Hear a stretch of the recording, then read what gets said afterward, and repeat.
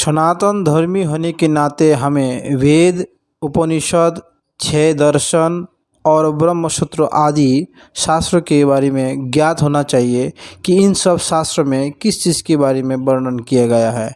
हम एक एक करके आप लोगों को थोड़ा बहुत इसका मूल अर्थ को समझाने का प्रयास करेंगे। इस सब शास्त्रों में किन किन चीज़ों के बारे में वर्णन किया गया है और विशेष करके हम ब्रह्मसूत्र के बारे में चर्चा करेंगे।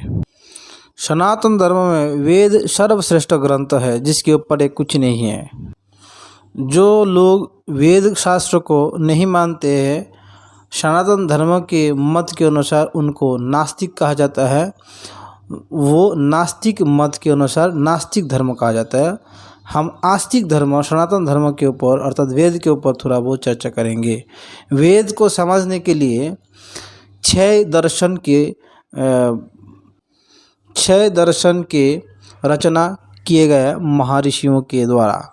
इन छह दर्शनों के नाम इस प्रकार है: सांख्य दर्शन, योग दर्शन, न्याय दर्शन, वैशेषिक दर्शन, मीमांसा और वेदांत सूत्र। सांख्य दर्शन में महर्षि कपिल जिसके रचयिता, उन्होंने प्रकृति और पुरुष के ऊपर विशद व्याख्या किया है। प्रकृति क्या है, प्रकृति की 24-25 तत्व का स्वीकार किया गया वहाँ पे, और पुरुष प्रकृति से भिन्न है और पुरुष का क्या कार्य है, इनका संपूर्ण जानकारी दिए गया है। तो सांख्य दर्शन की मूल जो है प्रकृति और पुरुष को लेके इसका व्याख्या है।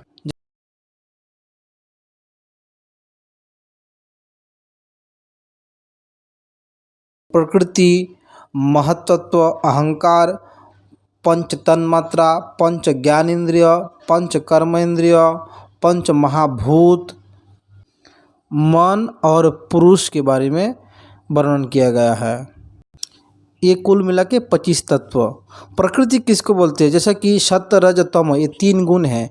इन 3 गुण जब बैलेंस अवस्था में रहते हैं, सत्व गुण, रजगुण, तमगुण साम्य अवस्था में रहते हैं, उसको प्रकृति बोला जाता है। तो सांख्य योग जो महर्षि कपिल का रचना, ये प्रकृति और पुरुष के ऊपर फोकस दिया है। प्रकृति के तत्व का वर्णन किया और इसका नियंत्रण पुरुष है। पुरुष मतलब भगवान श्री कृष्ण। हम इन 6 दर्शन के बारे में थोड़ा शॉर्ट में वर्णन करेंगे। हमारा लक्ष्य होगा कि वेदांत सूत्र के ऊपर वर्णन करना। तो द्वितीय दर्शन है योग दर्शन। इनके प्रवर्तक आचार्य जो है महर्षि पतंजलि महर्षि के जो मूल मंत्र है योग चित्त वृत्ति निरोध, अर्थात योग के मूल लक्ष्य जो है चित्त वृत्ति को निरोध करना।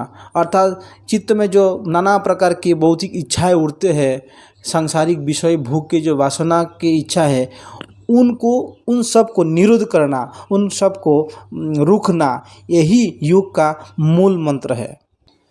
और चित्त वृत्ति को निरोध करने के लिए अर्थात चित्त के सारे विषय वासना को रोकने के लिए 8 प्रकार के स्तर का वर्णन है: यम, नियम, आसन, प्राणायाम, प्रत्याहार, धारणा, ध्यान, समाधि। यम क्या है?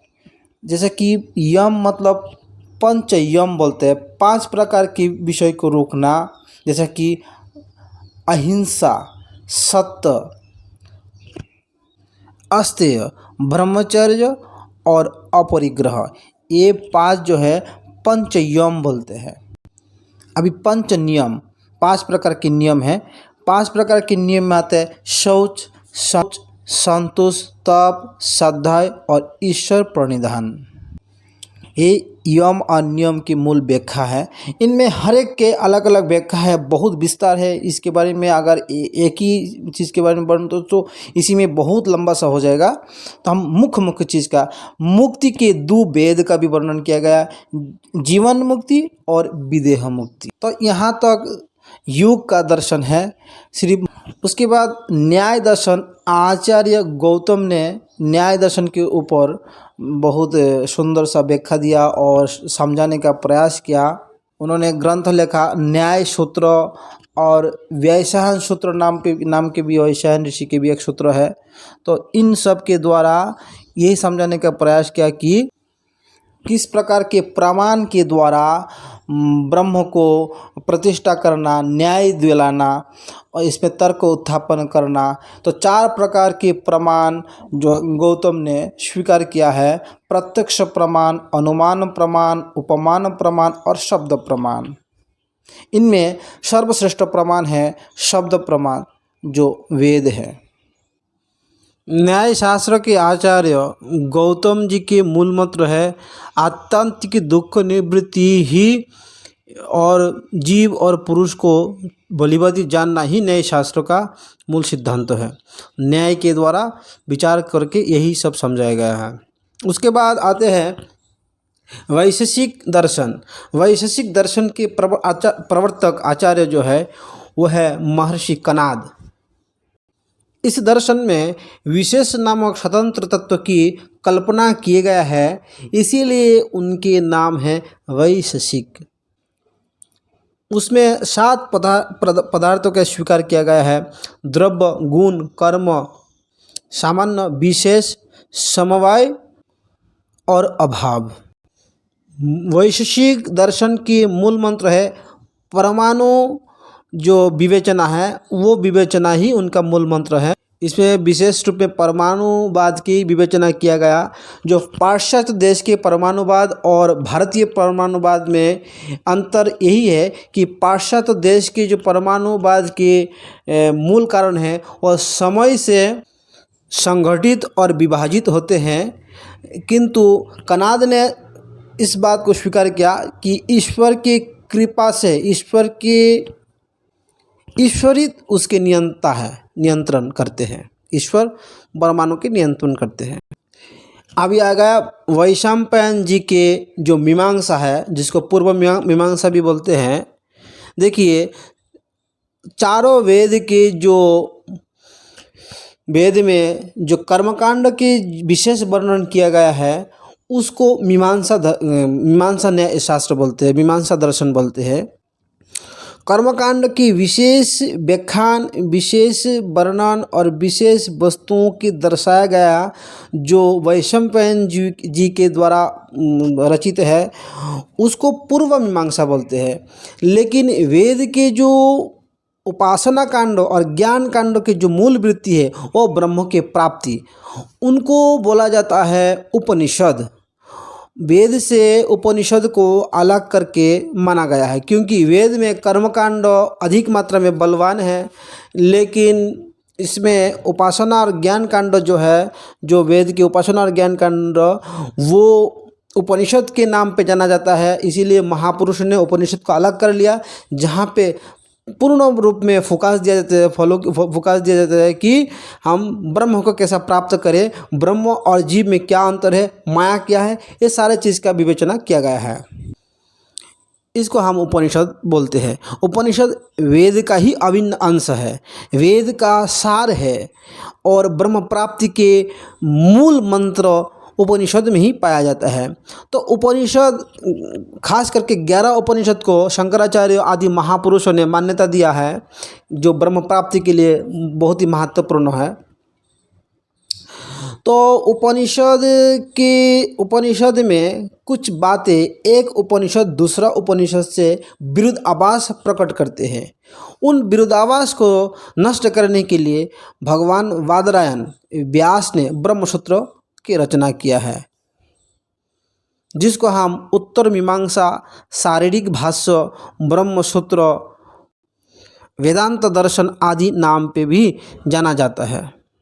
ब्रह्मसूत्र के रचयिता भगवान व्यास स्वयं वादरायण भारतीय दर्शन शास्त्र में सर्वश्रेष्ठ स्थान है वो ब्रह्मसूत्र का है, क्योंकि ब्रह्मसूत्र में अति अल्प भाषा में, अल्प शब्दों में बृहद वस्तु को समझाने का प्रयास किया गया है। जहाँ उपनिषदों में एक दूसरा उपनिषद से जो मिलताल नहीं होते हैं, अर्थात विरोधाभास जो है, उसको ब्रह्मसूत्र के द्वारा खंडन किया गया है कि उपनिषद में जो भी चीज़ है, जहाँ जो है वो परफेक्ट है, सब ठीक है, इसके लिए ब्रह्मसूत्र का व्याख्या किया गया। लेकिन ब्रह्मसूत्र में एक समस्या और खड़ा हो गया। ब्रह्मसूत्र अधिक महत्वपूर्ण शब्दों के द्वारा अधिक मूल वस्तु को छोटा छोटा शब्द में वर्णन किया गया, इसीलिए उसमें व्याख्या का प्रयोजन पड़ा, जरूरत पड़ा है। जैसे कि ब्रह्मसूत्र की एक सूत्र है, अथातो ब्रह्म जिज्ञासा, ये प्रथम सूत्र है। उसका अर्थ ये है कि आप उस जीव को, ब्रह्म को जानने का इच्छा हुई। इस सूत्र के ऊपर श्री शंकराचार्य ने 108 पन्ना की भाष्य रचना किया। श्रील रामानुजाचार्य ने 216 पन्ना की व्याख्या रचना किया। तो एक छोटे छोटे शब्दों में बहुत विस्तार महत्व छुपे हुए होते हैं, इसको व्याख्या के द्वारा ही समझ सकता है। इसलिए भगवान व्यास अर्थात बादरायण जी, व्यास जी ही इस ब्रह्मसूत्र का व्याख्या भी रचना किया। व्यास जी ने गरुड़ पुराण में एक श्लोक आते हैं कि उस श्लोक में व्यास जी कहते हैं कि देखिए, आप लोग कहीं ब्रह्मसूत्र के व्याख्या मत कीजिए, क्योंकि ब्रह्मसूत्र के जो मूल शाब्दिक अर्थ, मूल अर्थ है, उसके जो भावार्थ है वो मैं जानता हूँ। व्यास जी बोल रहे हैं कि मैं जानता हूँ, इसीलिए मैं ही उसका व्याख्या कर रहा हूँ श्रीमद् भागवत के रूप में। इसीलिए आप लोग जो है ब्रह्मसूत्र की अलग अलग व्याख्या मत कीजिए, भागवतम को समझिए, भागवती ही ब्रह्मसूत्र के व्याख्या है। इसीलिए श्री चैतन्य महाप्रभु, गौरांग महाप्रभु ब्रह्मसूत्र के किसी प्रकार का व्याख्या रचना नहीं किया, और उन्होंने अपने शिष्यों को भी किसी प्रकार आदेश नहीं दिया कि ब्रह्मसूत्र का व्याख्या करे। किंतु समय के अंतराल में इसका शुरुआत जो है श्री शंकराचार्य ने किए हैं। तो शंकर उसमें अद्वैतवाद की विशेष व्याख्या किया गया है, जिसको हम लोग आज शंकर भाष्य के नाम से जानते हैं। जीव और ब्रह्म के एकत्व जो स्वरूप है उसका शिक्षा उसमें दिया गया, उसके बारे में उसका जो पूर्ण व्याख्या हुई है। किंतु परवर्ती काल में श्रील माधवाचार्य आके द्वैतवाद का व्याख्या किया है, जो अद्वैत व्याख्या के खिलाफ था, उसी के ही पोषण किया। बाद में रामानुजाचार्य जो भी द्वैतवाद का ही व्याख्या किया, माधवाचार्य जो भी किया, निम्बार्काचार्य जो भी किया, वो सब द्वैतवाद के ही पोषण किया है। सिर्फ एक शंकराचार्य के अलावा बाकी सभी आचार्य द्वैतवाद का व्याख्या किया, और शंकराचार्य के भाष्य जो शंकर भाष्य वो अद्वैतवाद के व्याख्या किया है, जिसमें जीव और ब्रह्म की ऐक्य है संबंधों को समझाया गया। और बाकी जीव अलग है, ब्रह्म अलग है। इसके बारे में जीव और ब्रह्म के संबंध दास और प्रभु के संबंध है। तो उपनिषद में भी ये बात स्पष्ट हुआ है। और गौरांग महाप्रभु इसीलिए ब्रह्मसूत्र के व्याख्या नहीं किया, जो स्वयं भगवान गौरांग महाप्रभु, उन्होंने कहा कि आप लोग ब्रह्मसूत्र के व्याख्या मत कीजिए, आप लोग जो है ब्रह्मसूत्र को जानने के लिए श्रीमद् भागवत पठन कीजिए, भागवत उसका उज्जवल व्याख्या है। ब्रह्मसूत्र में कुल 555 सूत्र है, उसमें 4 अध्याय है।